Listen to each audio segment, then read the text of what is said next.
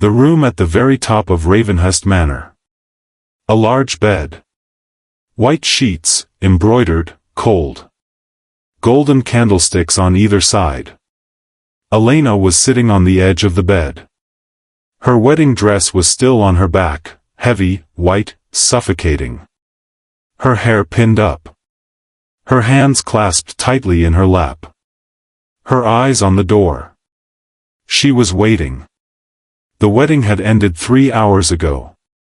That moment in the church when their hands were joined, Elena had not looked at him. She could not. She had only stared ahead, watching the priest's lips, unable to hear the words. She had only heard her own breathing. And her father's footsteps, at the entrance of the church, satisfied, relieved. The debts were being paid. Elena was being sold. Now she sat there. And she waited. The door would open. The man would enter. And Elena. Elena did not know what she would do. Cry? Resist? For how long? She was now the Duchess of Ravenhust. On paper. Officially. There was no going back. Only waiting. The door opened. Elena froze. Footsteps came. Heavy, slow, deliberate. The walk of a man, one who did not hurry, who had no need to hurry. Elena could not lift her head. Her eyes fixed on the distance between the door and the bed, on that stone floor, on those steps. The steps came closer. Stopped. Silence. A long silence. Elena was not breathing, she tried, but her chest was tight. Her hands had gone white in her lap, clasped so tightly. She was waiting. And then. The servant's room has been prepared for you. Elena lifted her head. The man was standing by the door. He had not even turned, still looking at the door, as if Elena were not in the room, as if he were giving instructions to an object. The Duke of Ravenhust. Elena had seen him at the wedding, from the corner of her eye, briefly. He was taller than expected. Straighter than expected. They had said old, but this man was not exactly old. He was worn. There was a difference. Old age was the work of time. This wear was the work of something else. His hair was gray. Deep lines on his face. But his eyes. Elena could not see his eyes. He still had not turned. "My lord," Elena began. "There are 200 rooms in Ravenhust," the man said. His voice was flat. Neither harsh nor soft. He was simply giving information. "You may use all of them. The servants will assist you. Everything you need will be provided." He paused. "Except this room." Elena remained where she was. The man turned. And for the first time, truly for the first time, Elena saw his face. She looked. For a second. Then she looked away. He walked to the door. "Good night, Lady Ravenhust." The door closed. Elena sat there. On the white sheets, in her wedding dress, in the flickering light of dying candles. And in that moment, the blow she had expected did not come. Something worse had come. She had been ignored. Now I have to ask you this. Have you ever been ignored in your life? I mean truly. Have you ever been in a room and not existed? Has someone looked at you but not seen you, like looking at an object, like looking at furniture? Elena knew this. Because her father had looked at her that way for years. But this was different. Because her father ignored her because he found her worthless. This man had ignored her deliberately. Like a message. Like a punishment. But what punishment? What had Elena done? She did not sleep that night. She sat in that room until morning, on the edge of the bed, in the same position, beside the cooling candles. Her wedding dress was still on her back. She had not taken it off. Because taking it off would mean accepting something. She did not yet know what she would be accepting. But she felt something, deep, dark, familiar. Something was wrong. Something in this house was deeply wrong. In the morning, there was a knock on the door. A young maid, small, cautious, hands clasped in front of her. Lady Ravenhust. The master asked me to inform you that your breakfast is ready in the North Hall. Elena looked at the maid. Will the master be at breakfast? The maid avoided her eyes. No, my lady. The master left early this morning. Elena said nothing. The maid continued, her voice lowered, almost a whisper. And the master told me not to say this, but your room stove was not lit last night. I am sorry, my lady, it was my first task this morning, it will not happen again. It is all right, Elena said. The maid left. Elena stood up. And in that moment she realized, yes, it was cold. She had sat in the cold all night. She had not even felt it. The North Hall was large. A long table, breakfast for one, by the window. Outside was fog, not Yorkshire, London fog. Different. Heavier. Grayer. Elena sat down. There was coffee. It was warm. Someone had thought of that. On the opposite wall was a painting. Large, dark, in a silver frame. The Ravenhust family, generations. Elena did not know who was who. But her eyes moved across the painting. And somewhere. A young man. In military uniform. Dark hair, upright posture. There was something on his face, something rarely seen at that age, in that uniform. Pain. Elena narrowed her eyes. She looked. And recognized him. Those lines. That posture. Those eyes. He was younger, fuller, but it was the same man. The Duke of Ravenhust. His younger self. Elena put down her coffee.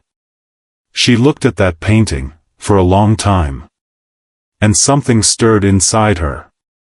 It was not quite a question. Not exactly curiosity. More like this man had once been someone else. What had happened? And that question.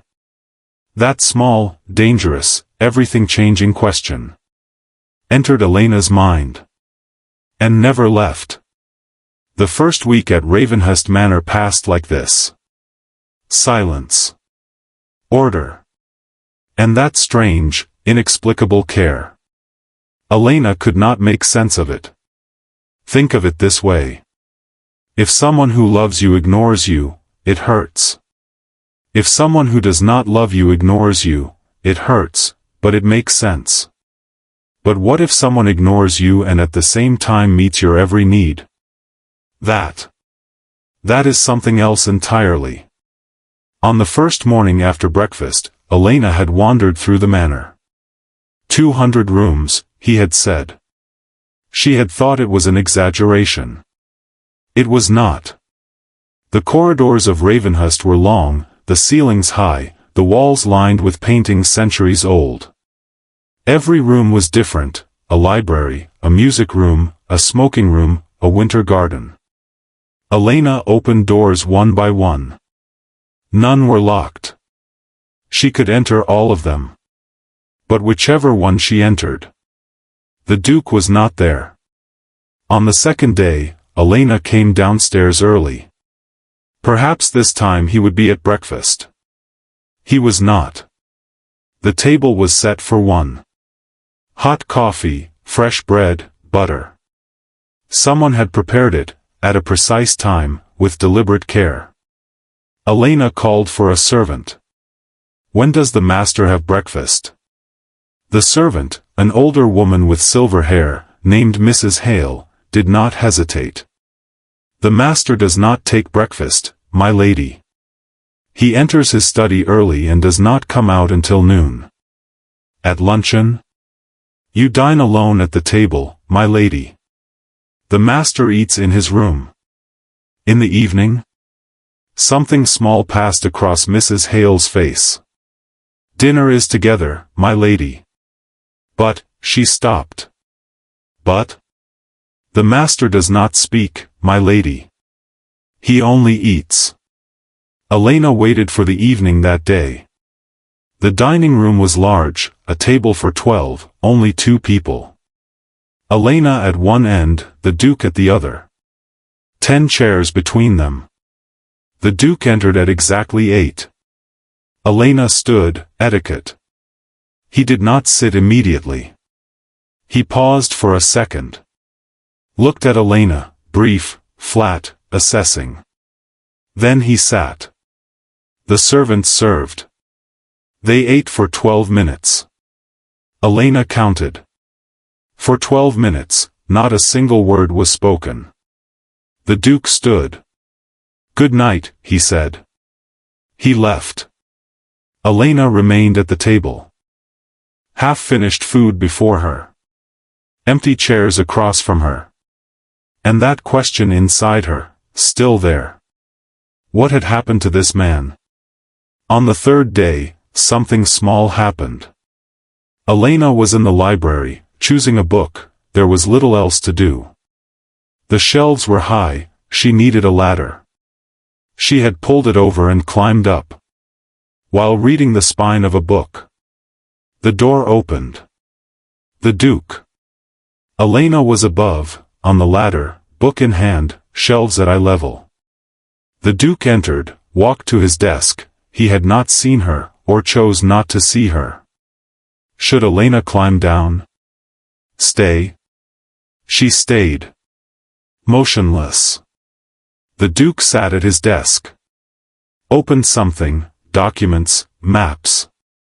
Began to work. Elena watched from above. And in that moment, she saw something strange. The Duke was different while working. That icy expression was gone. That deliberate distance was gone. It was just a man sitting, looking at papers, occasionally touching his temple with his finger. And once, just once, his face softened. While looking at a paper. A second, almost invisible. Then it was gone. Elena climbed down, quietly, carefully. Walked to the door. Lady Ravenhust. She stopped. He did not turn. Still looking at his papers. "The East Library is larger," he said. "The books you want are there." Elena waited a second. "This library was sufficient," she said. She left. On the 4th day, something else happened. Elena was looking out the window in the morning, the garden, large, well-kept, bare trees this season. And in the distance, on the west side of the manor, the Duke. Walking alone. Without a coat, in this weather, without a coat. Not fast, not slow. Just walking. Elena watched for a long time. At one point, the man stopped. At the corner of the garden, beside an old plane tree. He stopped, placed his hand on the tree, and looked, unclear where.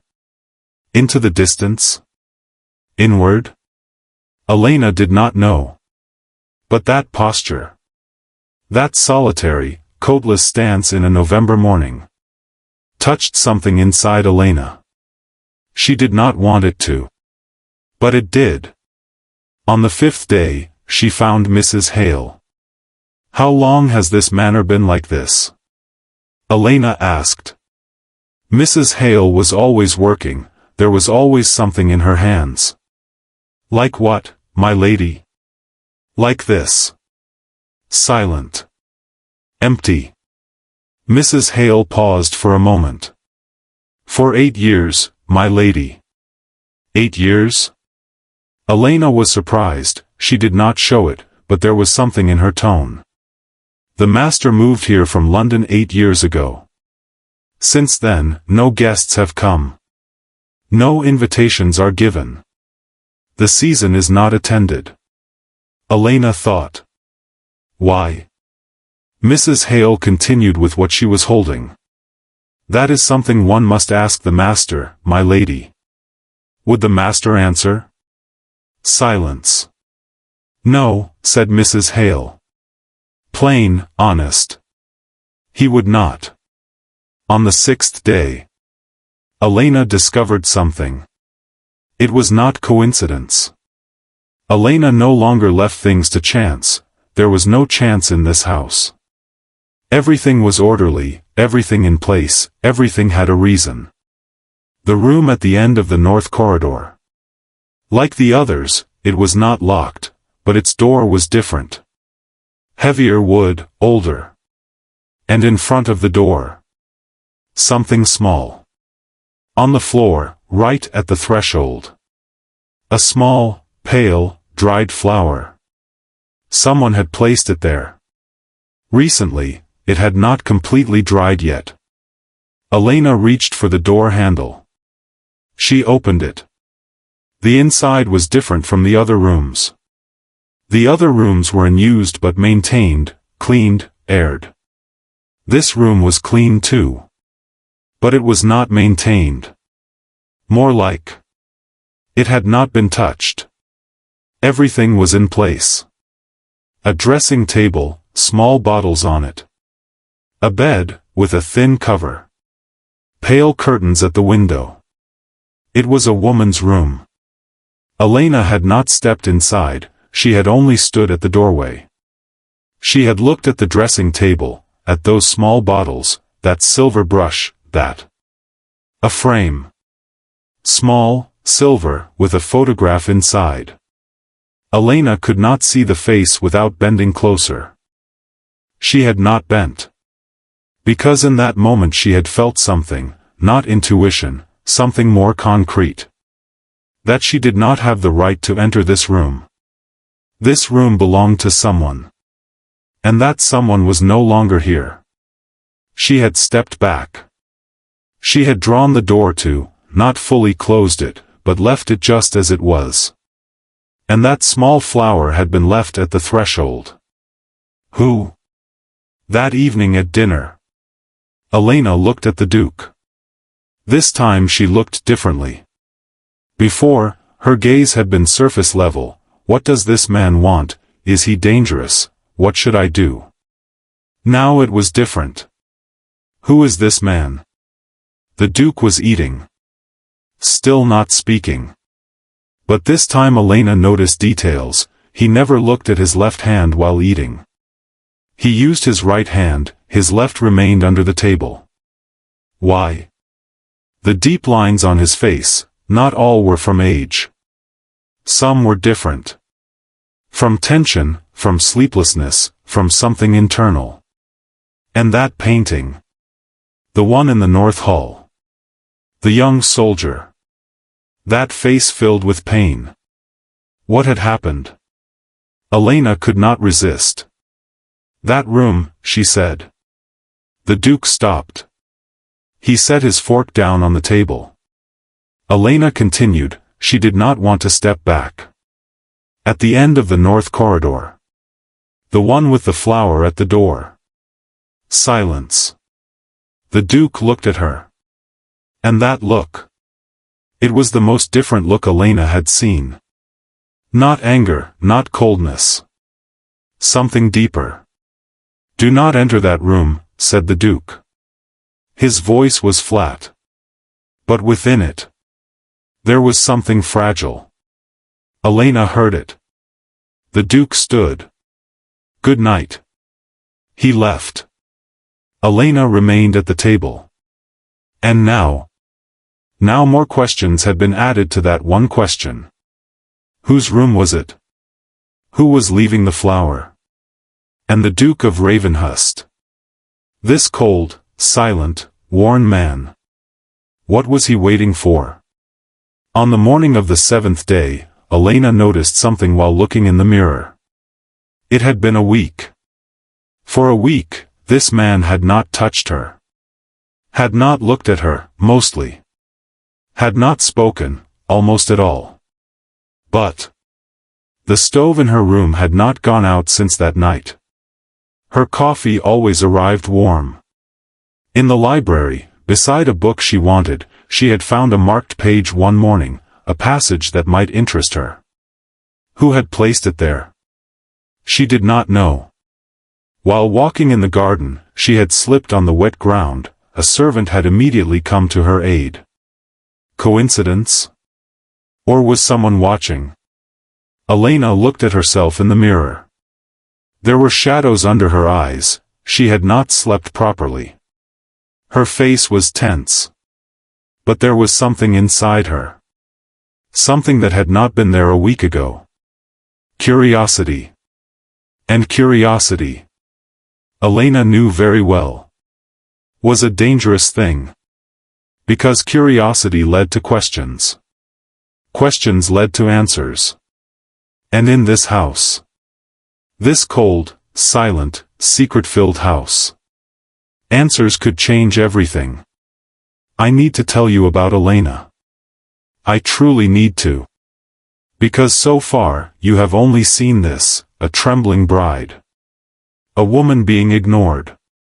Someone who observes, questions, grows curious. But Elena was far more than that. And to understand her, to understand that night of being sold, that hand in the church, we need to go back. Far back. Elena Ashworth, at 12 years old, knew this. There were moments when her father loved her.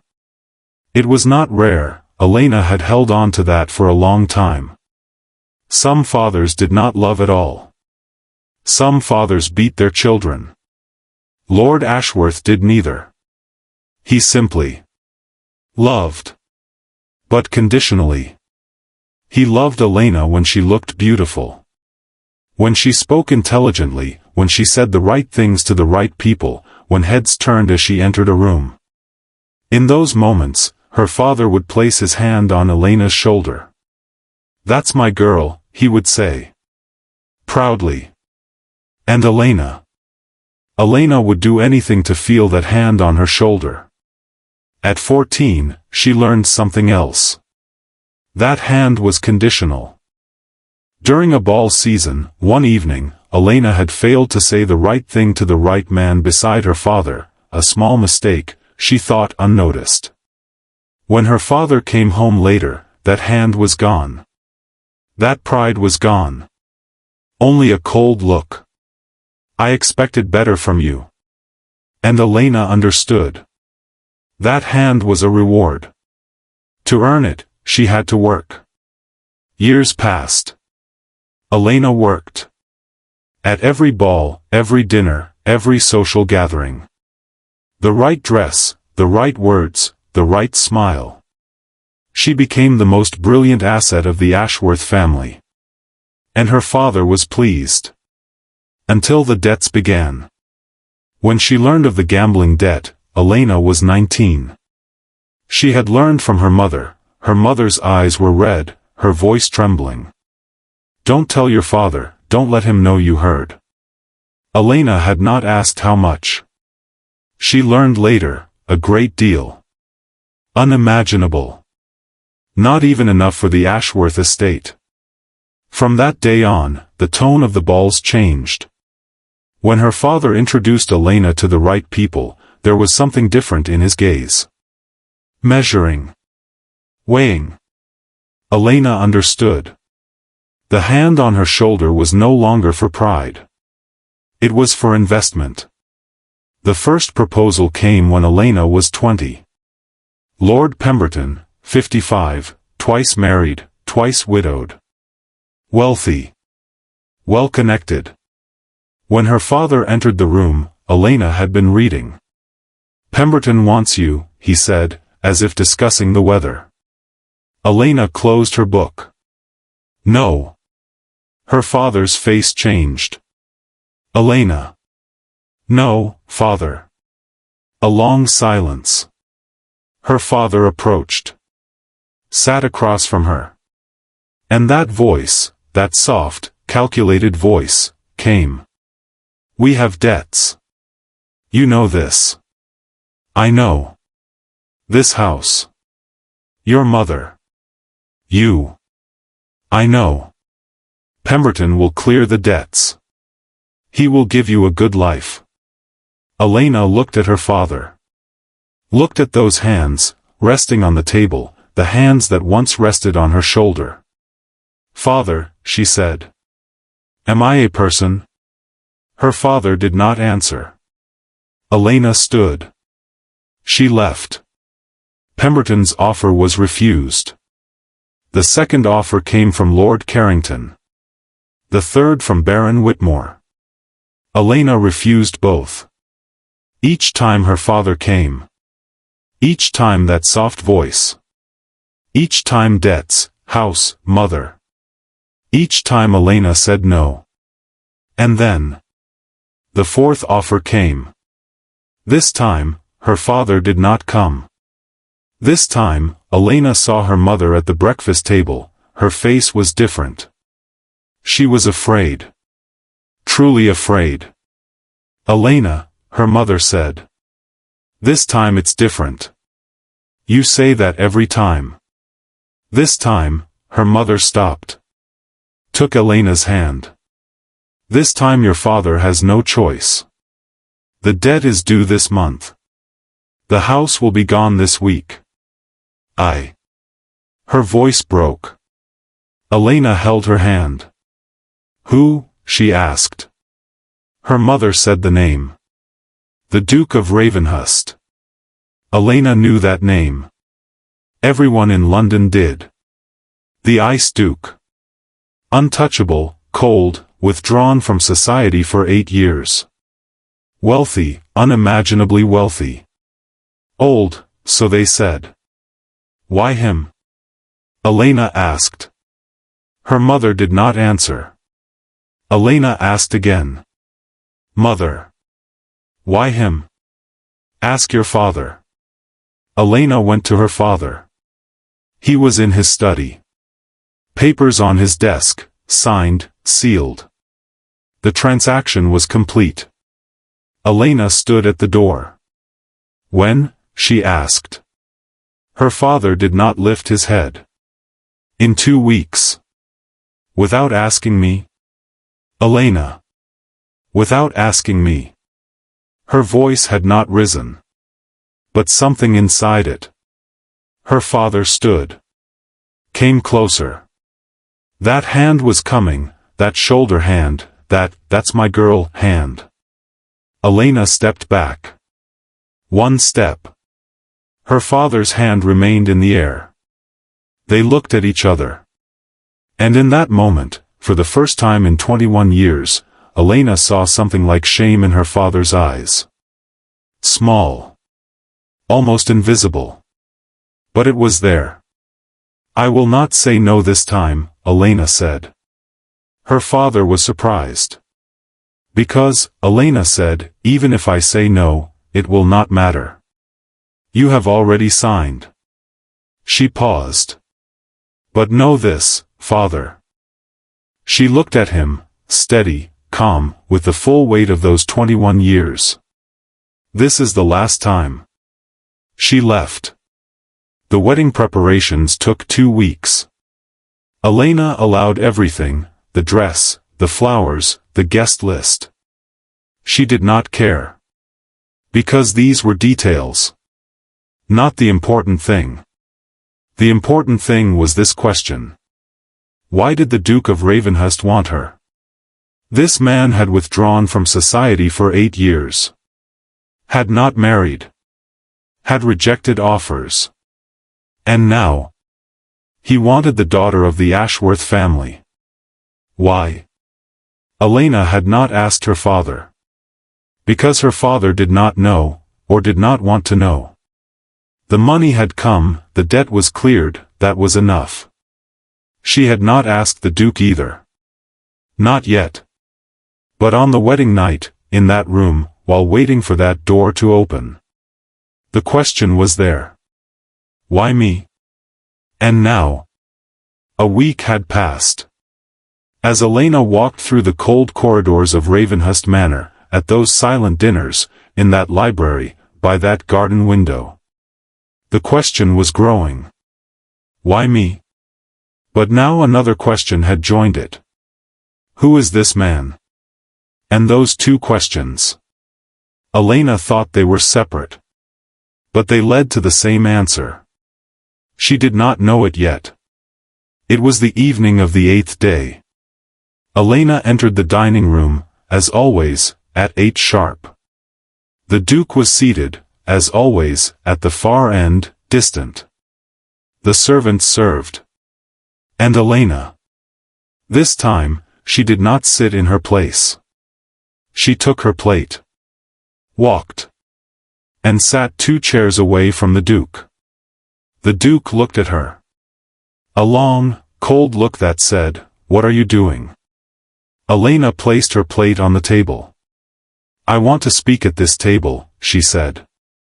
"Sitting across from each other in silence every night, I cannot do that." The Duke said nothing. "You may leave if you wish," Elena said. "I will eat here." The Duke did not leave. But he did not speak either. They ate, in silence. But this time, it was a different silence. 2 chairs closer. And in that closeness, Elena felt something. The Duke's left hand, this time, it was on the table. And Elena saw it. On the finger of his left hand. There was a mark. Faint, old, but a mark. A ring mark. Elena continued eating. But her eyes drifted to that mark, once, twice. The Duke noticed. Elena knew he noticed. But neither of them said anything. The meal was over. The Duke had stood. "Good night, Lady Ravenhust." And this time. Only this time. Before saying, "Good night," he had paused for a second. Small, almost nothing. But he had paused. Elena remained at the table. She looked at that left hand, it was no longer there, the man had left. But the mark remained in her mind. A ring mark. Old. Very old. But not erased. That night in her room. As Elena looked at herself in the mirror, she thought this. This man had lost something. Something great. And that loss, with that ring mark, that north corridor, that solitary stance in the garden, was somehow connected to her family. How? She did not know yet. But she would learn. Because Elena Ashworth was no longer broken. She was still broken, yes. The hand on her shoulder was still gone. That night of being sold was still inside her. But she had begun to feel curiosity. And a person who becomes curious does not stop. Elena waited 9 days. For 9 days she observed. For 9 days she asked, herself, Mrs. Hale, the walls of the manor. For 9 days she turned that ring mark, that north corridor, that solitary stance in the garden over in her mind. On the morning of the 10th day, she rose. And thought, enough. Let me explain it like this. Elena Ashworth had endured many things in her life. Her father's cold looks. The nights when that hand did not come to her shoulder. The exhaustion of saying the right things to the right people in ballrooms. Being sold. But not knowing. Not knowing was heavier than all of it. Because what you do not know grows. It grows at night. It grows in corridors. It grows in those long, silent dinners. And Elena could no longer carry it. The Duke's study was upstairs. Elena knew this, Mrs. Hale had not told her, but anyone who spent 9 days in the manor learned everything. He entered at 8 in the morning and did not leave until noon. At 9:45, Elena stood before the door. She did not knock. She entered. The room was large. Maps, documents, books, everywhere. But not disordered, not chaotic. Everything had a place. Like a soldier's order, practical, functional, no ornament. The Duke was at his desk. He lifted his head. And that look. Elena had not fully seen it before. She had seen it from afar, from the dining table, in corridors. But this close. His eyes were dark. Deep. And within them, there was exhaustion. The exhaustion of years. But beneath it, something else, not extinguished, still there, small but alive. Was it anger? Was it pain? Was it both? "This room is not open to you," said the Duke. His voice was flat. Not angry, not surprised. Just a statement. "I know," said Elena. She closed the door. Walked inside. The Duke set his pen down. He was watching. Elena stood across the desk. She did not sit, she had not been invited to sit. But she wanted to stand. Upright, steady, her eyes on him. "I am going to ask you a question," said Elena. "Do not." "I will." Silence. The Duke leaned back. He did not fold his arms, he simply looked. That heavy, measuring, patient gaze. Elena took a breath. "Why did you take me?" The Duke did not answer immediately. 1 second passed. 2 seconds. Elena was not counting, but she felt it, every second had its own weight. "You have asked that question before," said the Duke at last. "I did not ask. I only thought it." Elena paused. "Now I am asking." The Duke looked at her. And in that look, that deep, tired, dark look, something moved. Small. Almost invisible. But Elena saw it. "I did not take you," said the Duke. Elena waited. "I purchased something from your father." That sentence remained in the room. Something inside Elena tightened, like a rope pulled to its breaking point. "I am not a thing," she said. Her voice did not tremble, she was surprised by that. "People are not purchased." "No," said the Duke. "They are not." "Then." "Your father sold you," said the Duke. Flat, calm, with ruthless clarity. "I only bought." "There is a difference." Elena froze. "There is no difference," she said. "There is a difference, Lady Ravenhust. Your father put a value on you. I did not." "Then why did you buy?" The Duke stood. He stepped out from behind the desk. Walked to the window, that familiar movement, that familiar distance. Elena watched. The Duke looked outside. The garden, bare trees, November fog. 8 years ago," he said, "I left this manor. I went to London. Meetings, the season, everything expected." He paused. "And every time I went, I encountered the Ashworth family." Elena did not move.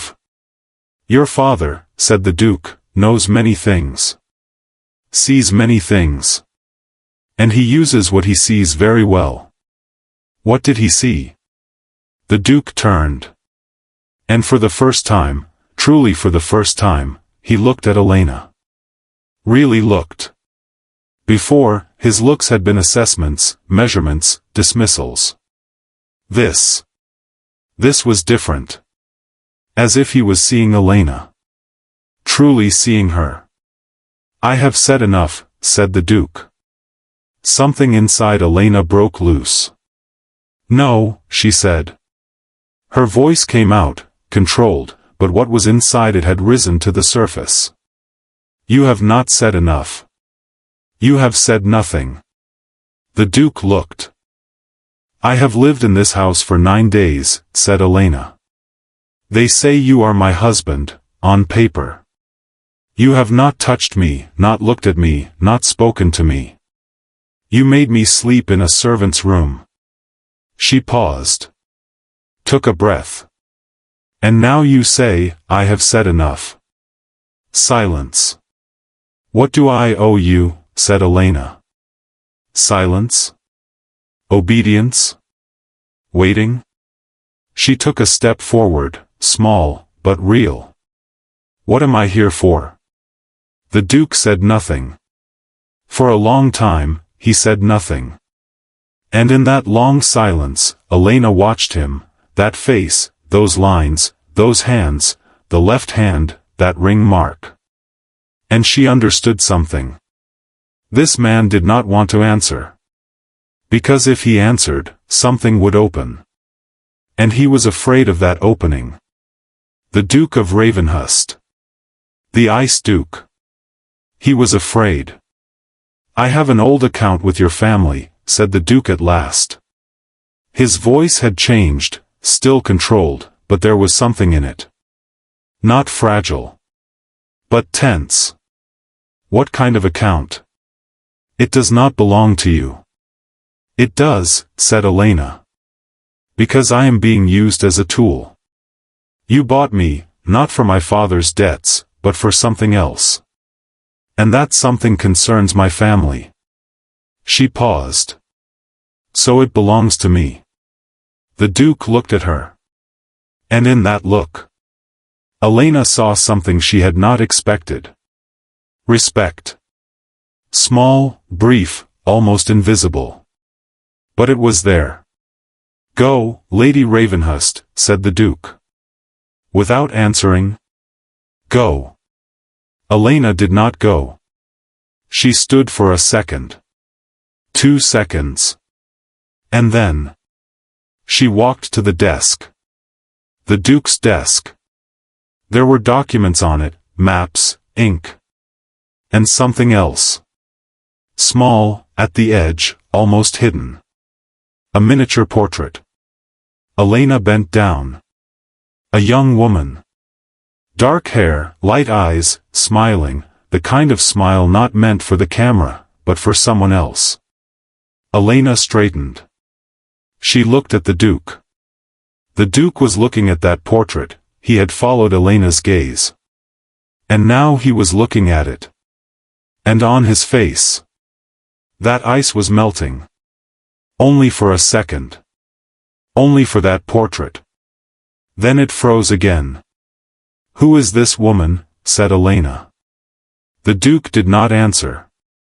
Elena waited. The Duke walked. Took the portrait. Placed it in a drawer.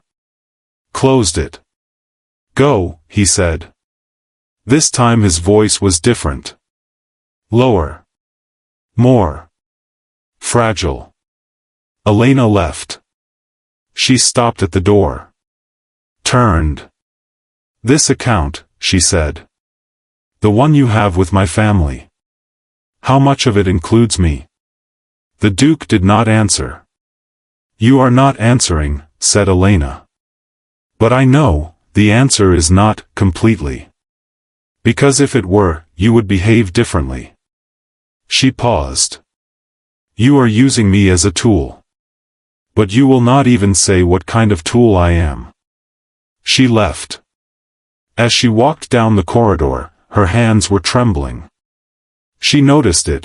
At the top of the stairs, she stopped, looked at her hands. They were trembling. Not from fear. Not exactly from anger either. More like the trembling that comes when something breaks. When something that has been trapped inside for a long time finally comes out. Elena took a deep breath. Her hands steadied, slowly. She did not eat lunch that day. She went to the library. Found the oldest shelves, Ravenhust family histories, Yorkshire records, military archives. She pulled them down. Placed them on the table. Saturday. And began to read. Because Elena had understood this. This man would not answer. At least not yet. But the answer existed somewhere.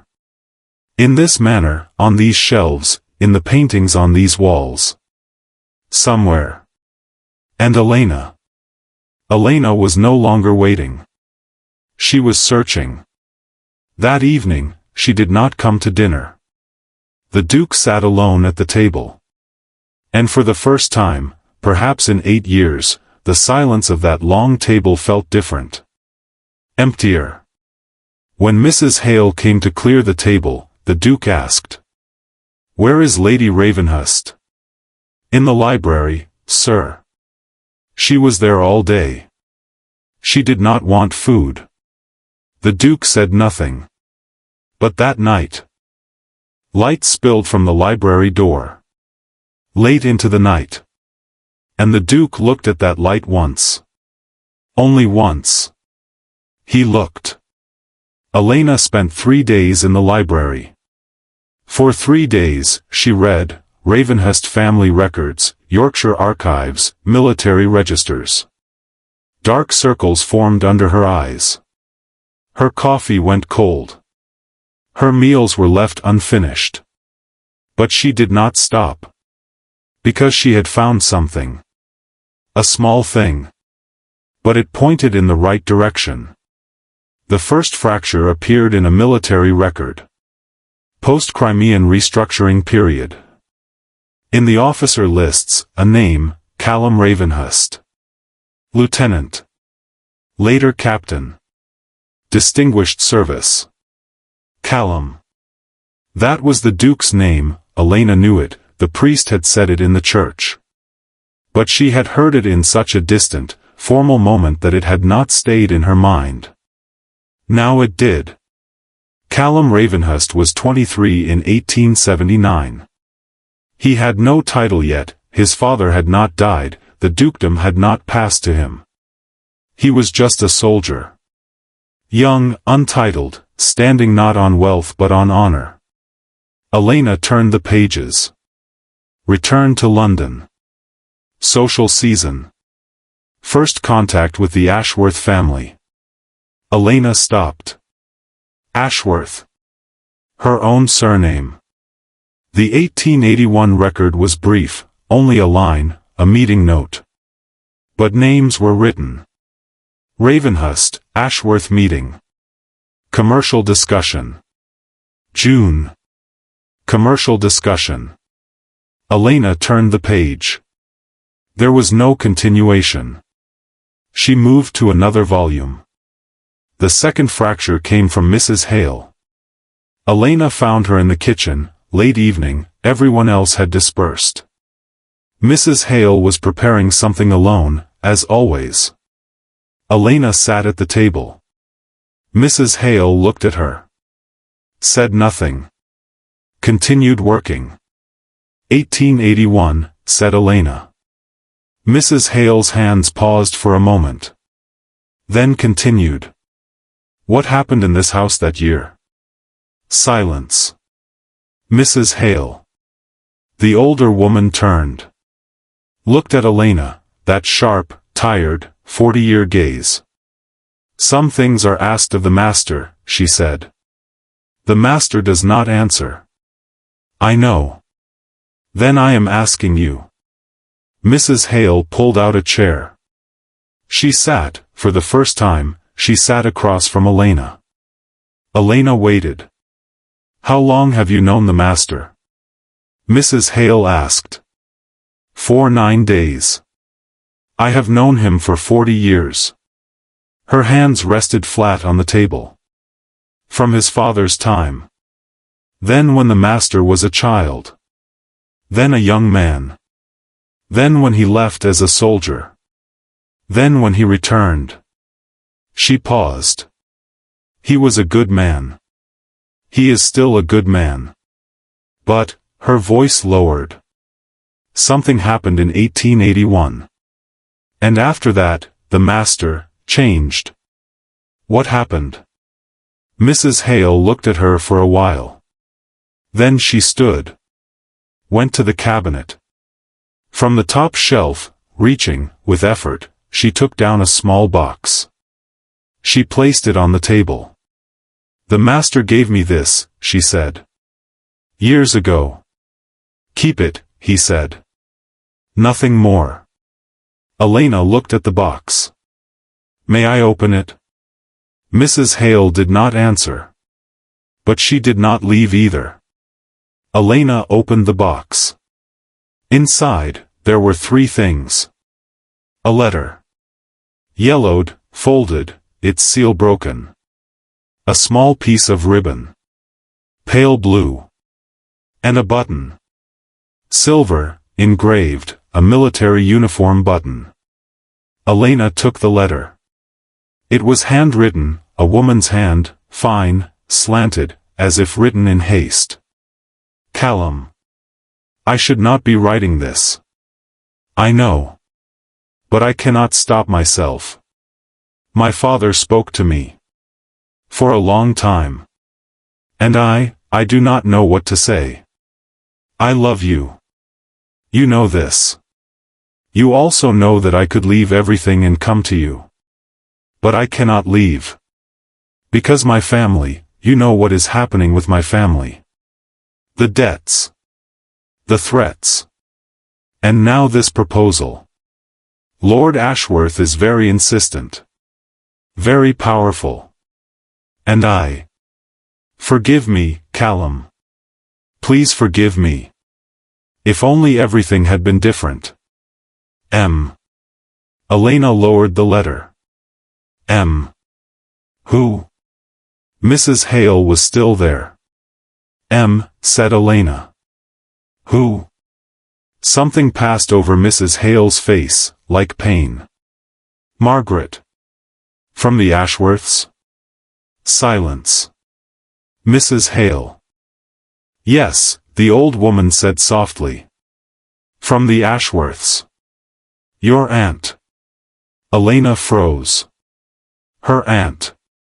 Aunt Margaret, 10 years older than her mother, married before Elena was born, someone Elena had never seen. She had only heard the name, rarely, in whispers, in incomplete sentences. What happened to her? Elena asked. Mrs. Hale did not answer immediately. She married, she said at last. Lord Ashworth gave her to someone. Wealthy, old, in another city.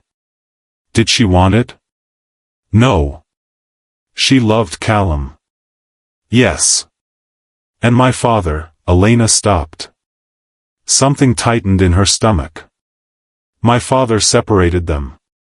Mrs. Hale did not answer. She did not need to. What happened to Margaret? Mrs. Hale stood. Took the box. She died a year later, she said. Her voice was flat, but that flatness was forced. They said illness. But. She stopped. But? Elena said. Some people fall ill when they no longer wish to live, said Mrs. Hale. And she returned to the cabinet. Placed the box back. Closed it. The conversation was over. Elena left the kitchen. She walked down the corridor, not knowing where she was going, just walking. And inside her. There was so much. There was anger, at her father, at that commercial discussion, at those constructed lives. There was pain, for Margaret, for that letter, for that forgive me. And something else. Understanding. She now understood why the Duke had taken her. They had taken the woman he loved. They had given her to another. And that woman had died a year later. And now the Duke wanted to destroy the Ashworth family. And for that, he had taken the Ashworth family's daughter. Elena. But something did not fit. Elena stopped. In the middle of the corridor, alone, in candlelight. Something did not fit. If the Duke wanted revenge, why was he not touching her? The easiest path to revenge was that, to use the Ashworth daughter, to humiliate her, to ruin her. But he was not doing it. He had given her a servant's room. Kept his distance. Ignored her. Why? The third fracture came that night. Elena returned to her room. Sat on the edge of the bed. And looked, at the wall, the ceiling, the window. And she noticed something. On the wall of her room, small, at the edge, half hidden. A small painting. She had not seen it before. How had she not seen it? Because it was small. Because it was at the edge. Because for 9 days Elena had slept in this room but had never truly looked. She stood. Moved closer. It was a portrait of a woman. But this was not the room in the north corridor, this was a different painting. Smaller, more faded. And this woman. Elena looked closely. And her breath caught. This woman resembled Elena. Not exactly. But that jaw. That forehead. That shape of the eyes. Not identical. But from the same family. People bound by blood resembled each other like this. Elena looked at the bottom of the painting. A small inscription. Faded, hard to read. May, 1882. May. Margaret Ashworth. Elena stepped back. Leaned against the wall. And in that moment, everything came together. This room had not been given to her by chance. This painting being here was not a coincidence. The Duke had placed her in this room, the room that resembled Margaret, the room with Margaret's portrait. Why? As punishment? Was he saying, "Look, I am trying to replace her with you"? Or was it something entirely different? Elena looked at the painting for a long time. And something grew inside her, not anger, not pain. Something sharper. Clarity. This man was suffering. For years. For 8 years in this manor, in this silence, beneath that ice. And he had taken Elena, yes, for revenge. But not only for revenge. Because revenge was cold. Calculated. Intelligent. This room was not cold. This room. This room was the room of things a man was still trying to hold on to. Elena looked at the painting one last time. Then she turned. She took paper from the bedside table. Took a pen. She did not write. She just held them. And thought. Tomorrow, she would go to the Duke. This time differently. Not to ask. To tell. Morning, 8 o'clock. Elena did not knock on the study door. She entered, like yesterday, like the day before. But this time was different. Her steps were different. That trembling was gone. That, what will happen, was gone. Only clarity. The Duke was at his desk. He lifted his head. That look, the usual, measuring, waiting. Elena closed the door. Walked forward. Stood directly across from the desk. Sat, without invitation, without asking. The Duke said nothing. Elena spoke. "Margaret Ashworth," she said. The room froze. The pen in the Duke's hand stopped. Elena continued. "My aunt's name. The name of the woman you loved." She paused. "My father separated you. In 1881. He married her to someone else.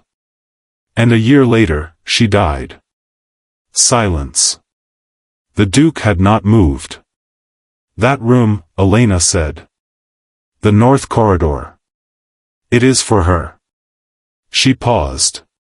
The painting in my room is for her too. Nothing. And this house, Elena said.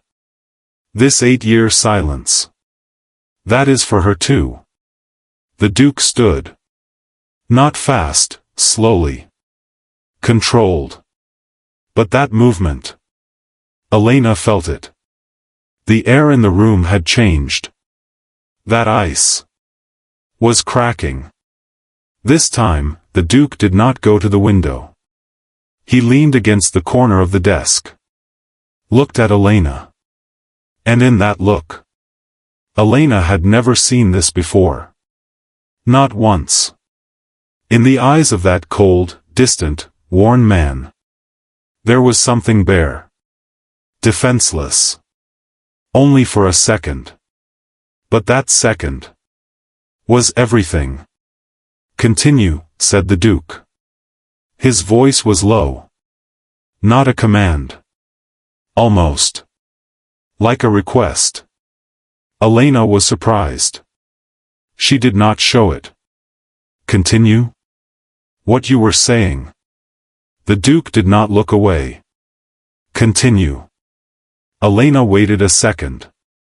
Your family bought you, she said. But not with money. They bought Margaret. They paid with you.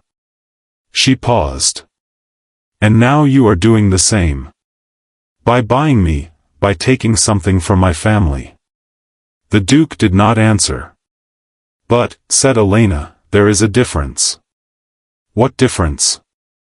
My father did not punish the person who made Margaret love. He punished the one who loved. She paused. You are doing the same. Something crossed the Duke's face. Fast. Very fast. But Elena caught it. It was not anger. Not defense.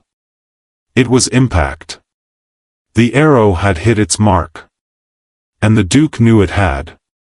What have I done to you? Said Elena. Her voice had not risen, but what was inside it was now on the surface. How much am I responsible for what my father did? I was not in that meeting. I did not make that decision. I did not even know Margaret, they would not even say her name in the house. The Duke was watching. You are using me as a tool, said Elena. Fine. I understand. But you will not even say what kind of tool I am. She paused. My family sold me, she said. And you took me as a tool. A breath. There is no difference. And the Duke. The Duke said this.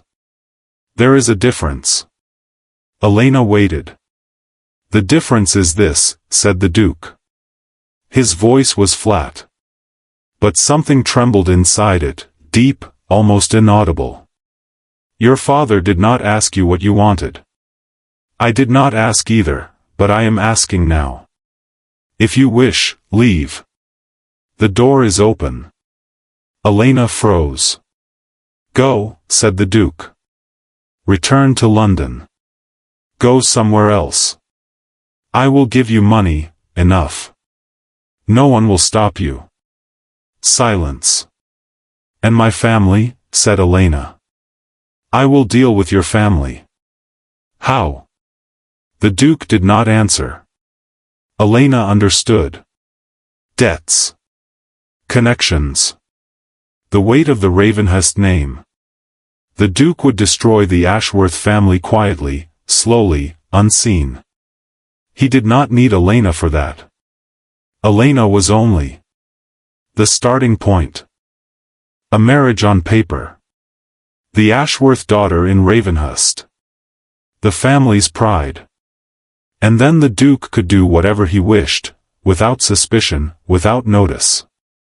I will not leave, said Elena. The Duke looked. Why? Elena stood. Straightened in front of the desk. And in that moment, That moment built since the beginning, from 9 days of observation, from that letter, those paintings, that ring mark. Came. Because, said Elena, if I leave, my family wins. The Duke waited. My father sold me. I will always remember that. But if I leave, I run from him. I hide. Her voice had hardened. Not fragile, sharp. I do not want to hide. She paused. You want revenge, she said. So do I. But your revenge is cold, slow, distant, silent. Mine can be different. The Duke's brows lifted slightly. For the first time. Very little. But they did. How different, he said. Elena stepped forward. Teach me, she said. Society. Money. Connections. How a woman becomes powerful in this world. She paused. You have been sitting in this manor for 8 years and my family is still standing. I am outside, in meetings, in balls, in the streets. I see what you cannot. Silence. We can do this together, said Elena. You provide the knowledge. I will step onto the stage. The Duke looked at her for a long time. Elena did not step back. And in that look, there was calculation. There was always calculation in the Duke's gaze. But this time, alongside it, there was something else. Attention. True, full attention. I will continue to use you, said the Duke at last. Flat, honest, with ruthless clarity. I want you to know that. I know. And this. And this is my choice, said Elena. That is the difference. Your father did not give me a choice. You told me. I am choosing. The Duke rose from the table. He walked to the window, that familiar movement. But this time, he turned back immediately. He did not remain there. He looked at Elena. What do you want to learn? He said. Elena waited a second. Then. Everything.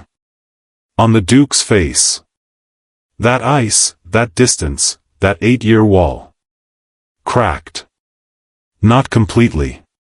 It did not collapse. But the crack. The crack had opened. And from that crack, something seeped through. Small, old, as if forgotten but never truly gone. Human. Tomorrow morning, said the Duke. At 8. Here. Elena nodded. She walked to the door. But at the door. The Duke spoke. How did you find Margaret? Elena stopped. She did not turn. Mrs. Hale, she said. And the archives. And the painting in my room. Silence. I did not ask why you placed that painting there, said Elena. Why didn't you? Because I know the answer. She turned. And looked at the Duke, steady, calm, with that new clarity. I remind you of her. Don't I? The Duke did not answer. But his eyes. Those eyes. Answered. Elena left. As she walked down the corridor, there was something complex inside her. It was not victory. Not joy. Something heavier. Because Elena had understood this. This man still loved Margaret. 10 years later. Still. And now Elena. Elena was his instrument of revenge. Yes. But at the same time, she was the woman who carried Margaret's face. And that was something far more complicated. That night, she sat in her room for a long time. She looked at the painting on the wall, at Margaret. That similar jaw, that similar forehead. I wish I had known you, she said quietly. No answer came. Of course it did not. But in that dark, silent room, Elena felt something. She was not alone. She did not know exactly why. But she felt it. The first lesson was on Monday morning. Elena was in the study at 8, exactly. The Duke was already there. 2 chairs. A table between them. And on it, a stack of documents. Sit, said the Duke. Elena sat. The Duke took a paper. Placed it before her. Ravenhust's income statement for the past 5 years, he said. Read it. Elena looked. Numbers, columns, notes. Why? Because power is not money, said the Duke. But knowing where money flows, that is power. Elena began to read. The first lesson lasted 3 hours. Elena asked. The Duke answered. Elena objected. The Duke listened. Listened. Elena had noticed this, in the second hour. The Duke was not just explaining. He was listening. When Elena said something wrong, he did not correct her immediately, he waited. He waited for Elena to find her own mistake. He wanted to teach. Truly. The second lesson, Tuesday morning. This time there were no documents. The Duke stood, by the window, turned away. You enter a room, he said. There are 20 people. You know none of them. What do you do? Elena thought. I look for a familiar face. Wrong. I find the host. Wrong. Elena frowned. Then what do I do? The Duke turned. You stand and observe. Who looks at whom? Who ignores whom? Who is tense, who is comfortable? A room will tell you everything within minutes, if you know how to look. Elena waited a second. Do you always do this? Always. I do this too, actually. I just didn't know what to call it.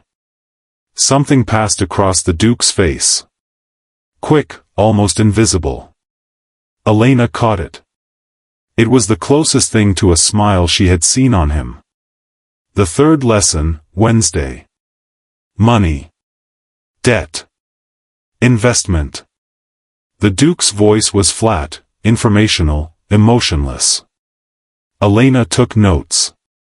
Then stopped taking notes, she remembered it anyway. But at the end of the lesson. The Ashworth family's debts, said Elena. How much? The Duke paused. Do not ask. I already know the approximate figure. A lot. But not the details. Why do you want this information? Elena looked directly. Because I want to know my enemy. The Duke looked at her for a while. Then he gave a number. Elena flinched, internally, she did not show it. But the number was large. Unimaginably large. That much, she said. That much. Does my father know? Partially. So he does not know exactly how deep he is. No. Elena leaned on the table. Thinking. And you, she said slowly. When will you use this? The Duke did not answer. Elena understood. The timing had not yet come. The Duke was waiting, for a moment of his own choosing. I can accelerate it, said Elena. The Duke looked. How? The London season is starting. There are ball invitations. I will appear for the first time as the Duchess of Ravenhust. She paused. People will be curious. They will talk. And I say the right things to the right people. To destroy your father? Elena waited a second. For myself, she said. My father will come second. The fourth lesson, Thursday. Social rules. Who sits with whom, which invitations are accepted, which are not, how much a woman may speak, how much she must remain silent. Elena already knew most of it, she had practiced it for years. I know these, she said. You do, said the Duke. But you know them to obey. Now you will learn them to break. Elena paused. To break the rules? Selectively. Calculated. The Duke stood. When a woman does something unexpected in a room, everyone stops. Looks. That moment is yours. You must not waste it. Example? The Duke thought for a second. Do you know Lord Pemberton? I do. My father's former associate. At the opening of the season, you will encounter Pemberton. He will ask you about your father. Everyone will see that exchange. And what will I say? The Duke's eyes narrowed. What do you want to say? Elena thought. Then she smiled. For the first time. In that house, in that lesson, the first real smile. And the Duke. The Duke saw that smile. He immediately looked away. Turned back to the papers. But he was too late. Elena had seen it. The fifth lesson, Friday. This time it was different. The Duke was not in the study. He was in the library, the large Eastern library. When Elena entered, the Duke was standing before the bookshelves. No lesson today, said Elena. There is, said the Duke. A different lesson. Elena walked in. What lesson? The Duke took a book. Held it out. Elena looked. It was a history book, old, heavy. The Ravenhust family, said the Duke. 300 years. Read. Why? Because you carry this name. Elena took the book. But did not look at it immediately. She looked at the Duke. You carry it too, she said. I do. Is it heavy? The Duke paused. It was an unexpected question. Sometimes, he said. One word. But in that one word. There were years. Elena took the book to a chair. Saturday. The Duke sat too, not across from her, but in the corner. With his own book. And that day. For 2 hours, in the same room, no one asked anything. They simply read. That familiar silence. But this time, it was fuller. A week passed. 2 weeks passed. The lessons continued, but it no longer felt like lessons. More like conversations. Discussions. Sometimes disagreements. Elena objected, every day, to something. And the Duke. The Duke listened. That was what surprised Elena the most.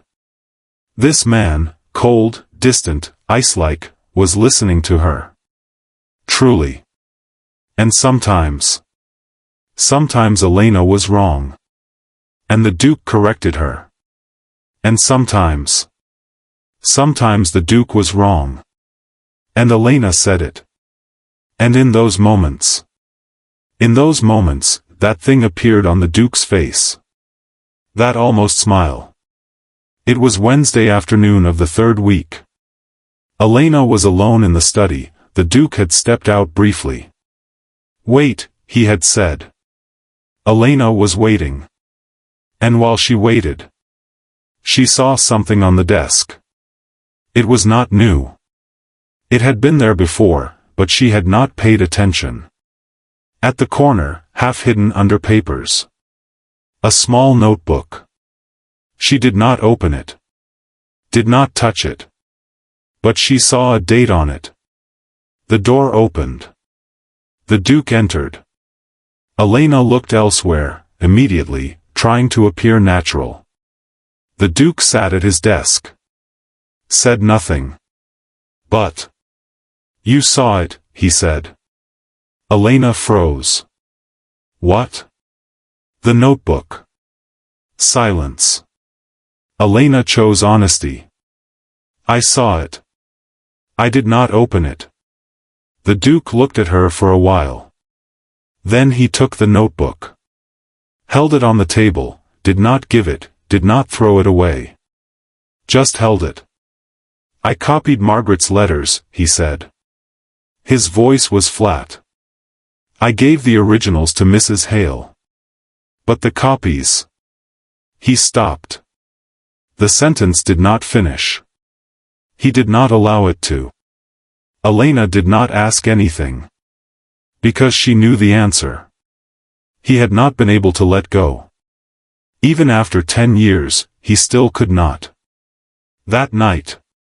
As Elena looked at the painting in her room. Something inside her had changed. She felt pain for this man. She did not want to. She resisted it. Because this man was using her as a tool, she must not forget that. But. Not feeling pain for someone who is suffering. Was impossible. At least for Elena. 4th week. The London season was approaching. One morning, the Duke said something different for the first time. You need new dresses. Elena looked. I have dresses. You have Ashworth dresses. You do not have Ravenhust dresses. Elena understood. What is the difference? The Duke waited a second. An Ashworth dress, he said, wants to be looked at. It draws attention, seeks approval, seeks to be admired. He paused. A Ravenhust dress sees you. It does not care whether it is seen. Elena held on to that sentence. She did not ask what the difference meant. Because she felt it. The dressmaker came. Measurements were taken. And while those measurements were taken, the Duke was not in the room. But he had been informed of the choices. And one morning, he left a note on the table. Elena found it. Short, in the Duke's handwriting. No red. No blue. Black or navy. Let the color not distract. You are enough. Elena read that note. Once. Twice. And inside her. That complex feeling returned. This time stronger. You are enough. Her father had never said that. Not in any form. Not in any words. This man. This cold, distant, revenge-driven man. Had said it. Perhaps without realizing. But he had said it. 5th week, Tuesday. The lesson had ended. The Duke had stood. Elena stood as well. And as she walked to the door, she stopped. Turned. Callum. The Duke froze. Elena had never used his name before. Never. She had said, "My lord, Lord Ravenhust." This was the first time. The Duke turned. He looked at Elena. And in that look, that ice, that distance, that weariness, beneath it, there was something. Something buried there for a long time, covered over, almost forgotten. But still alive. Thank you, Elena had said. For what you have taught me. The Duke had looked at her for a second. It is not finished yet, he had said. I know. She paused. But still. She had left. The Duke remained in the room. He remained there for a long time. And that name. That Callum. Hung in the air. No one had said it for 10 years. No one since Margaret. And now. Now this woman, who carried Margaret's face, had said it. And the Duke. The Duke had gone to the window, looked out at the garden, and brought his hand to his left hand, to that ring mark. He held it for a long time. The London season opened in the second week of January. The news that the Duchess of Ravenhust would appear at her first ball had spread within a week. London was like that. Everyone knew something before it happened. The Ice Duke's wife. Who was this woman? Where had she come from? Why now? Elena knew all of this. And knowing was power. On the morning of preparations, the Duke had called her to the study. Elena entered. There were 2 chairs at the table, not facing each other, but side by side. They sat. "Tonight," said the Duke, "Pemberton will be there." "I know. The Ashworth family as well." Elena did not hesitate. "I know. You will encounter your father." "I know, Callum." That name. It came naturally to both of them now. Neither had declared it, it had simply happened. The Duke handed her a paper. "Pemberton's debt movements over the last 6 months," he said. "There is a joint investment with your father. No payments for 3 months." Elena took the paper. "Read it. Where did you get this information?" "It is not important." "It is important." Elena set the paper down. "Because if I do not know how you obtained it, I cannot know how to use it." The Duke looked at her for a second. "Ravenhust's lawyer," he said. "Old connections." Elena nodded. "What will I say to Pemberton tonight?" "Nothing." Elena was surprised. "Nothing?" "You will not say anything to Pemberton," said the Duke. "You will say it to the man beside him." "Who is he?" "Lord Hadley. Pemberton's largest creditor." He paused. "Hadley does not know about this investment. But if he learns—" "Pemberton is finished," said Elena. "And your father falls with him."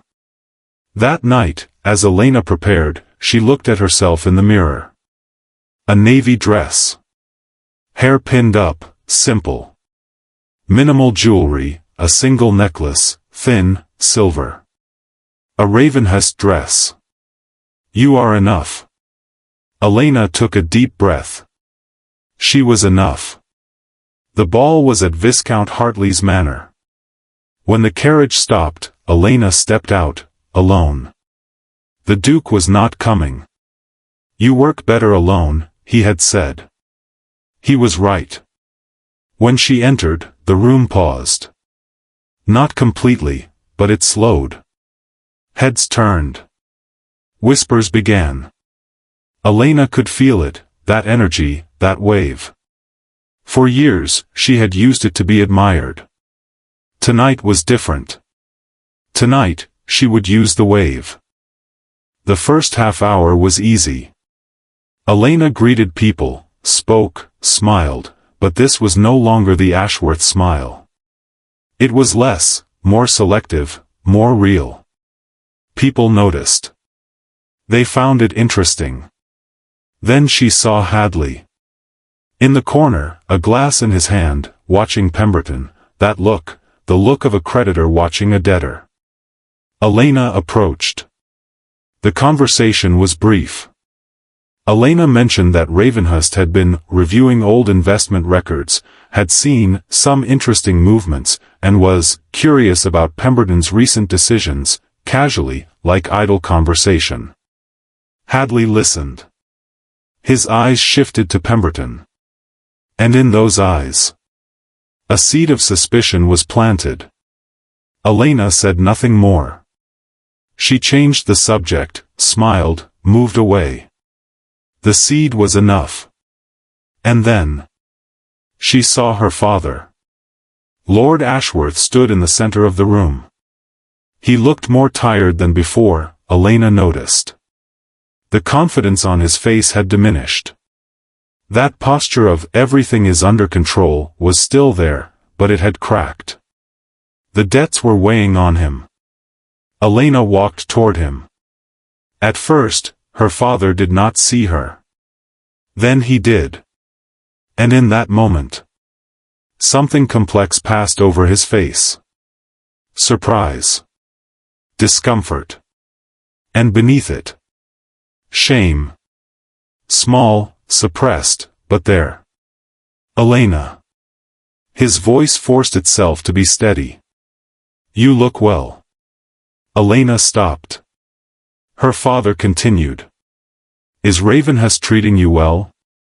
Do you have everything you need? Father. He stopped. Elena looked at him. Steady, calm, with that new clarity. When you sold me, said Elena, how much did you get? The space around them froze. Not everyone heard, but those nearby did. Whispers began. Her father flushed red. Elena, this. Answer, said Elena. Her voice did not rise. How much? One does not speak this way in society. One does not sell daughters in society either, said Elena. And yet here we are. Her father fell silent. And in that silence, Elena felt something inside her waiting. What was she waiting for? An apology? It would not come. Shame? It was there, but hidden. But perhaps she was still waiting for that hand on her shoulder. That's my girl. It did not come. And in that moment, Elena understood. It would never come. It had never truly come. That hand had always been conditional. Always a reward. Elena had spent years trying to earn it. But now she did not want to earn it. Your debts, said Elena quietly. Only her father could hear. I know how much. Hadley now knows as well. The joint investment with Pemberton, you have not paid for 3 months. Her father's face changed. Elena, what are you? I am not doing anything, said Elena. I am simply saying it. The end of the month is approaching.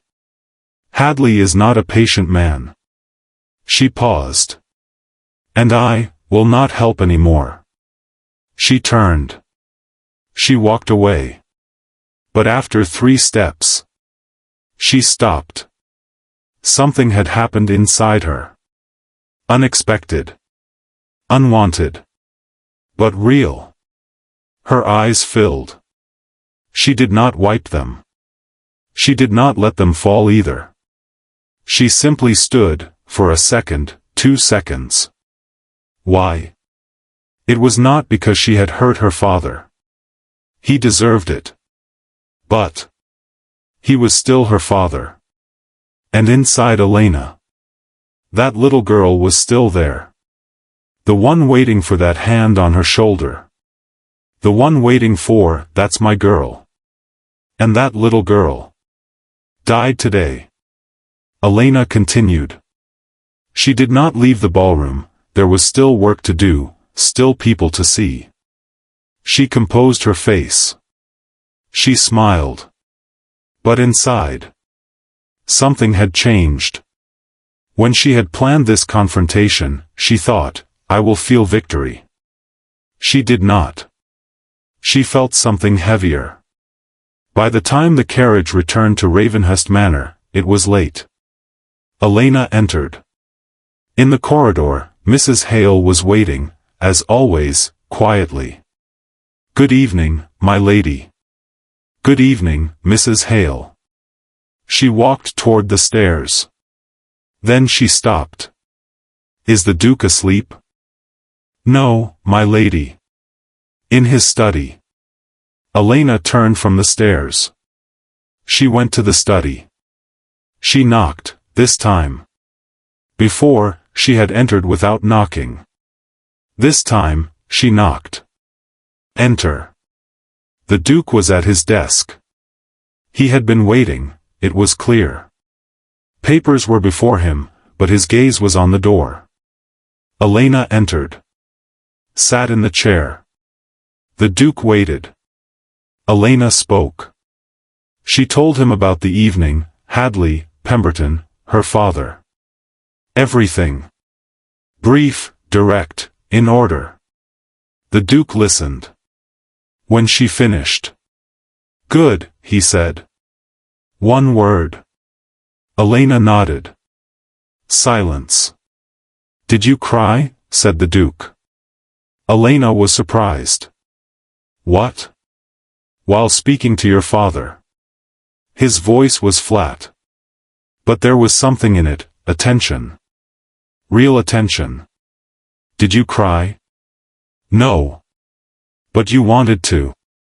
Elena did not answer. The Duke did not continue. But that question touched something inside Elena. "I thought I would feel victory," said Elena at last. "I did not." The Duke waited. "Why didn't I?" The Duke leaned on the table. Looked at her for a long time. "Because," he said, "when you take revenge, you also take loss." Elena looked at him. "What did I lose?" "Hope." The Duke's voice was flat. But within it. He was speaking from his own pain. Elena knew it. The hope that your father would one day be different. The hope you carried as a child. Silence. "Revenge kills it," said the Duke. "And it must be killed. But it still hurts." Elena held on to that sentence. And inside, she thought this. This man knows. Because he had lived it. While taking revenge on the Ashworth family, he had also killed the last hope of getting Margaret back. They were both living the same thing. Through different paths. From different people.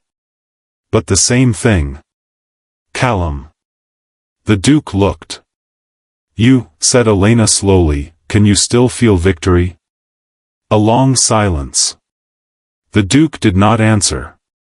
But that silence said everything.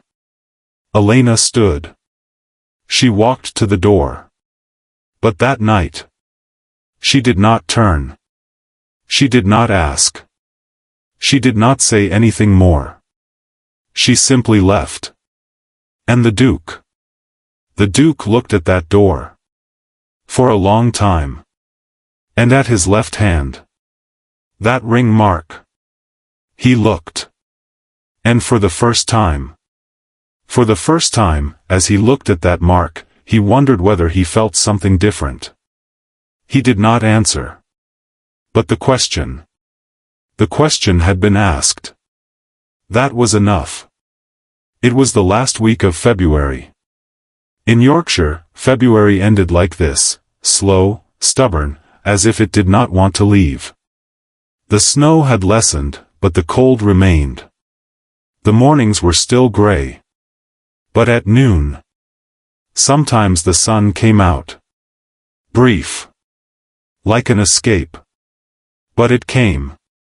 Elena woke early that morning. She knew, today, something would end. The Duke had said it the night before. Short, flat, as always. Documents are coming from London tomorrow. The Ashworth matter will close. Close. Elena held on to that word. What did it mean to close? To end? Yes. But also to change. What would come after? The documents arrived in the afternoon. Ravenhust's lawyer brought them, young, cautious, a thick file in his hand. The Duke received him in the study.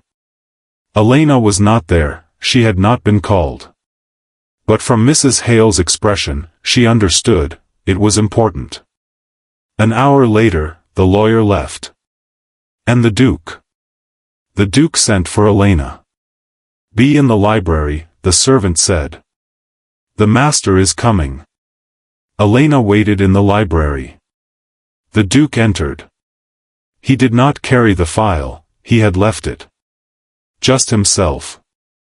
And on his face. For the first time, Elena saw it. It was not exhaustion.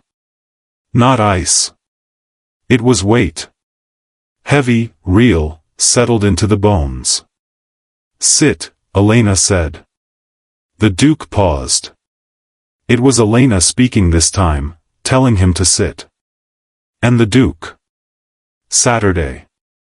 They both noticed it. Neither said anything. What happened? Elena asked. The Duke set the file on the table. No, he did not have the file with him. But the motion was like that. As if he were putting something down.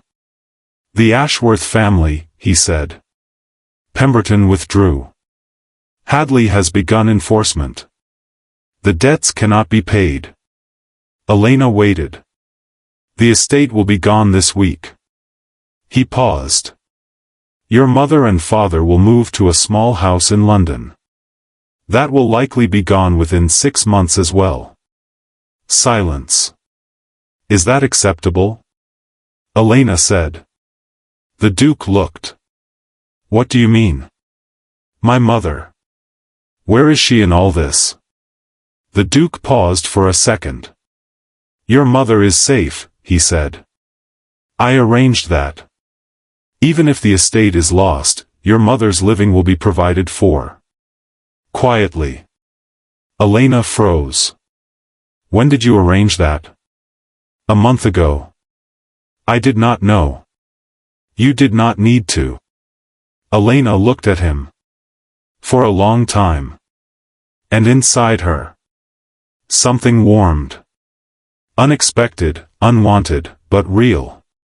This man. This cold, worn, revenge-driven man. Had thought of her mother. Without saying. Without asking. He had simply done it. Thank you, said Elena. That was not part of the revenge, said the Duke. Quickly, almost defensive. I know. It was just. I know, Callum. The Duke fell silent. The silence stretched. Elena stood. Come. Where? Come.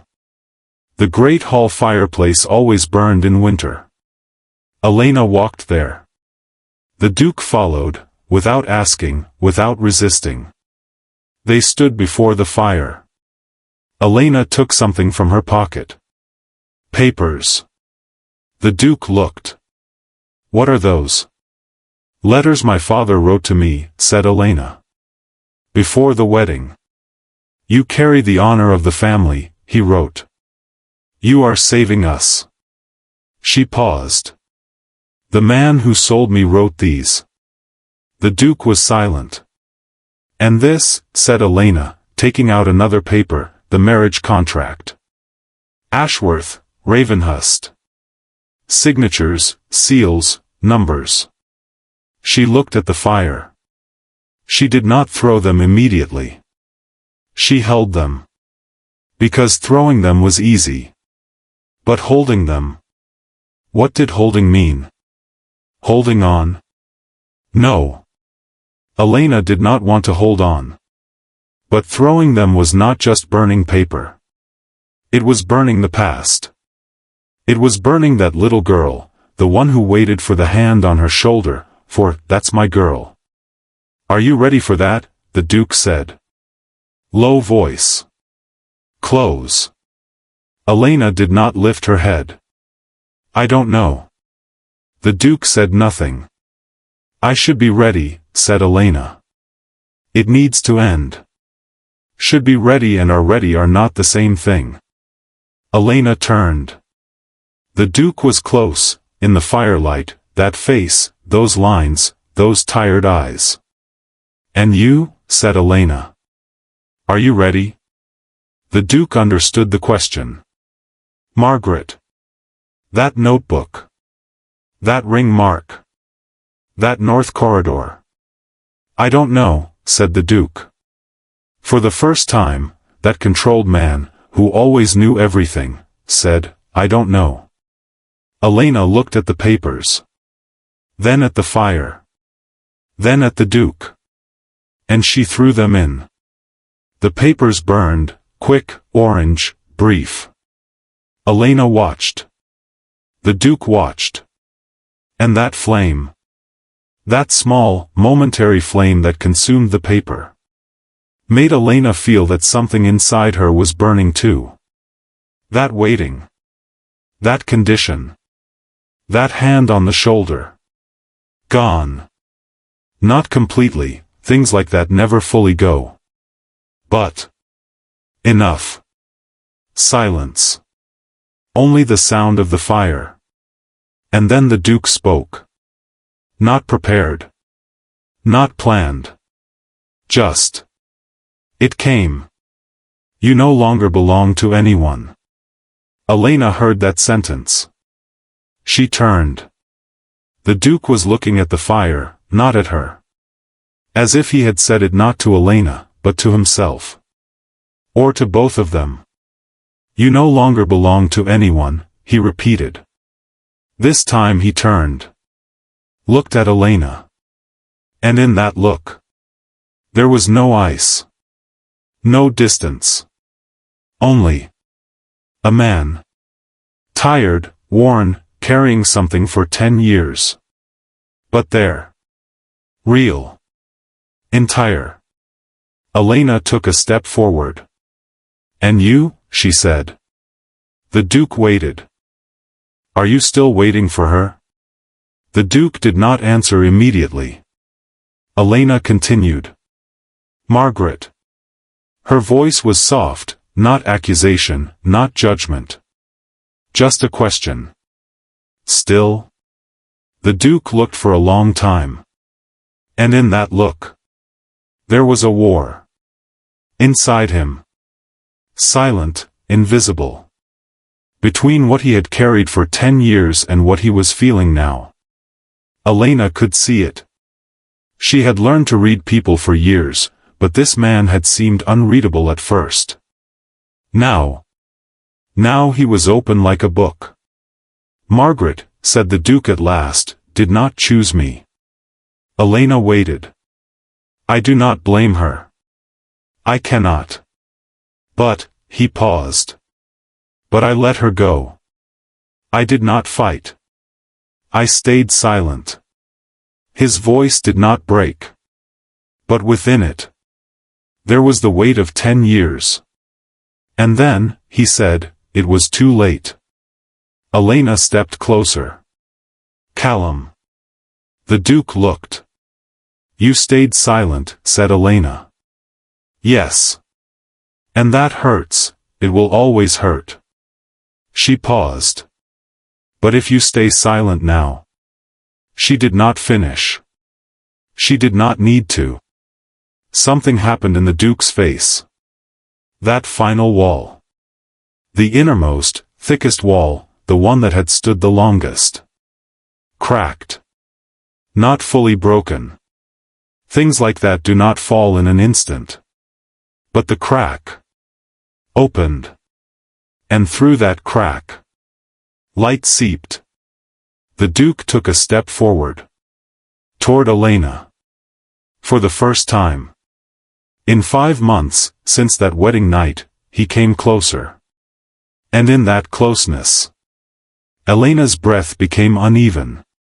She did not show it. But it did.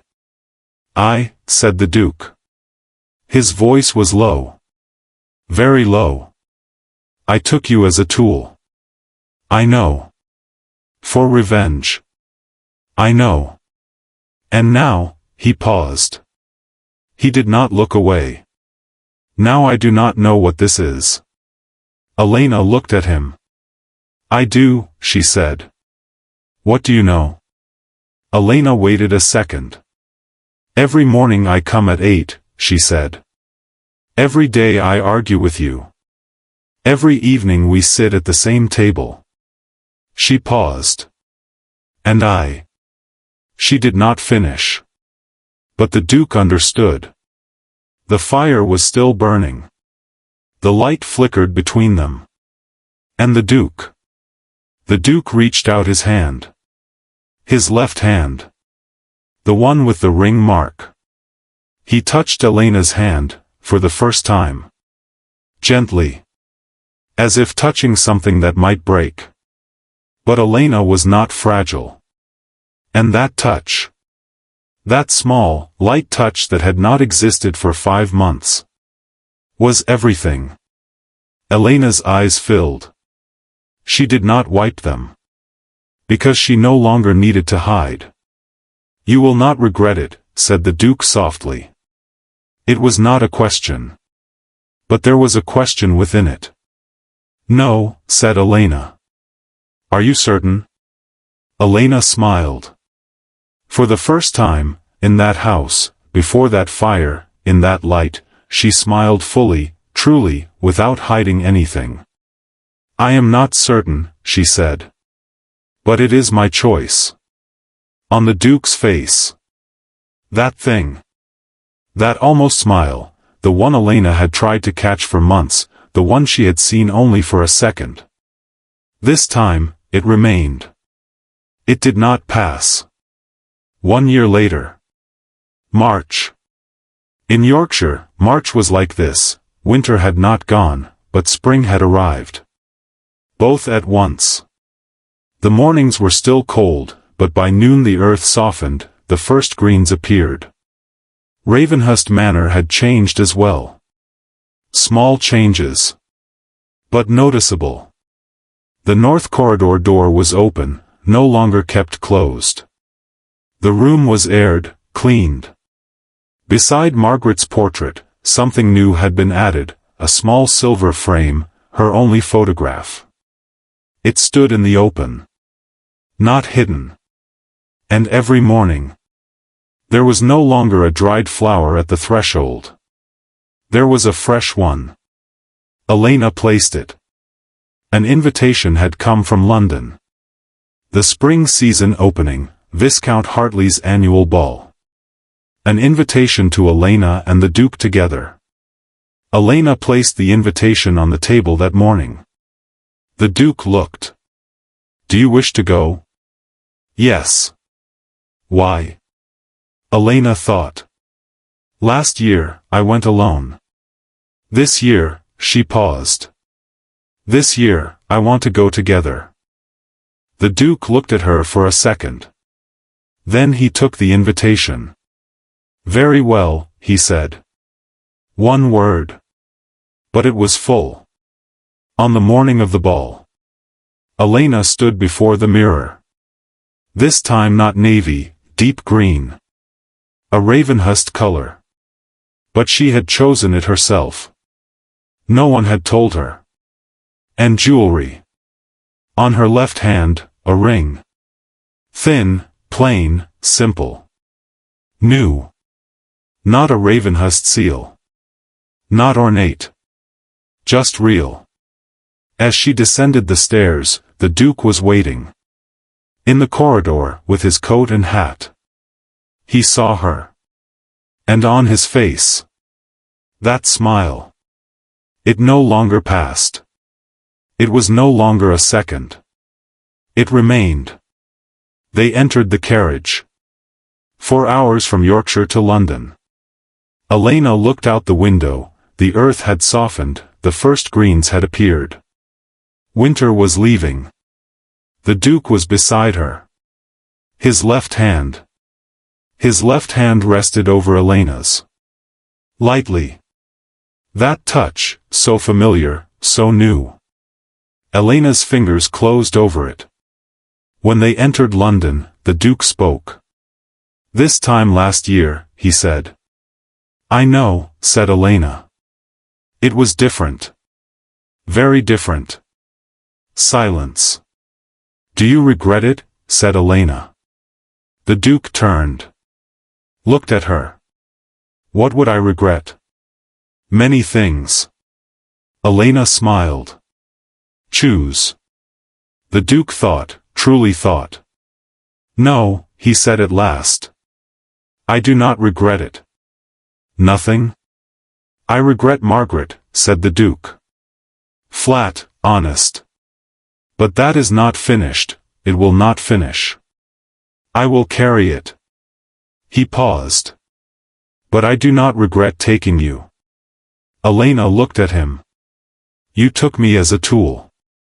At first. And then? Something lit in the Duke's eyes. Then I understood, he said. I took you as a tool. You remained a person. The ball was large, as it was every year. When Elena and the Duke entered, the room slowed, as it did every year. But this year was different. Because this year, they were together. And that togetherness. The room felt it. It was something different. Not protocol, not obligation. Choice. At one point, Elena's gaze shifted. In a corner of the room, diminished, a shadow of what he had been. Her father. Lord Ashworth. The estate was gone, the Pemberton connection broken. He lived in a small London house. That display, that confidence. Gone. Only an old, tired, defeated man remained. Elena looked. Waited, not knowing what she would feel. Victory? No. Pain? A little. But not the old pain. More like finality. That's my girl, would not come. That hand on the shoulder would not come. But Elena was no longer waiting. The Duke came beside her. You saw, he said quietly. I saw. How is it? Elena thought for a second. It is over, she said. Simply over. The Duke nodded. He did not ask more. Because he understood. At midnight, they stepped into the garden, the two of them. London in March was cold, but bearable. Lights glowed in the garden, distant music carried from inside.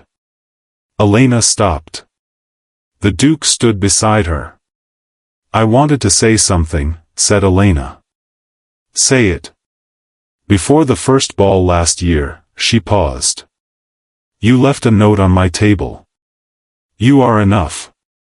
The Duke waited. I still keep that note, said Elena. Perhaps it is foolish. But it is not foolish.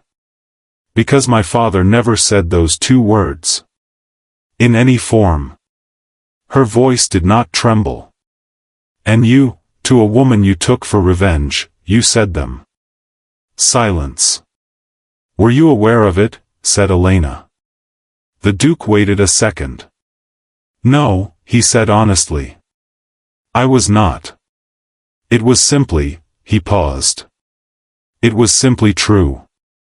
Elena smiled. That smile, the one she first gave fully by the fire, was the same tonight. Without concealment. The Duke turned. He looked at Elena. And in that look, there was no ice. No distance. The weariness remained, it always would. Margaret would always remain. The past would always remain. But beneath it, there was something alive. Elena. For the first time. For 5 months, he had said Lady Ravenhust. Tonight. Elena. Elena looked. I, said the Duke. He paused. That controlled man who measured everything, paused. I know, said Elena. I have not said it. I know anyway. In the Duke's eyes. That thing. Light. How do you know? Elena took a step forward. Because, she said, I feel the same. And I do not need words to understand it. The Duke's hand. His left hand. Came to Elena's cheek. Gently. That hand with the ring mark. That hand carrying 10 years of weight. And Elena. Elena touched that hand. Placed her own over it. And the two of them remained like that. In the London night, in the garden, with distant music drifting. You no longer belong to anyone, said the Duke. This time, it was different. Before the fire, it had been a declaration. Formal. Drawing boundaries. Tonight. Tonight it was something else. Softer. More intimate. As if he were not only speaking to Elena. He was speaking to himself as well. I no longer belong to that pain. I no longer belong to that loss. I no longer belong to the past. Elena's eyes filled. She did not hold it back. 2 tears, quietly. The Duke saw. He did not wipe them, did not move his hand away. He simply let them be. Because those tears were not from pain. Thank you for listening to the story all the way to the end. Please tell us which city you're watching from and what the story made you feel. Don't forget to subscribe so you won't miss new stories.